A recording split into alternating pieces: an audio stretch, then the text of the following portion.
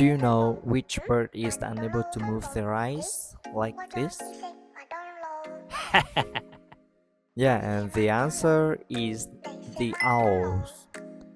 Owls are a group of birds that are unable to move their eyes in the eye sockets. Instead, they have developed some unique adaptations to compensate for this limitation. Owls are known for their remarkable ability to hunt in the dark, and their fixed eyes, coupled with their head-turning mobility and other adaptations, make them highly efficient nocturnal predators.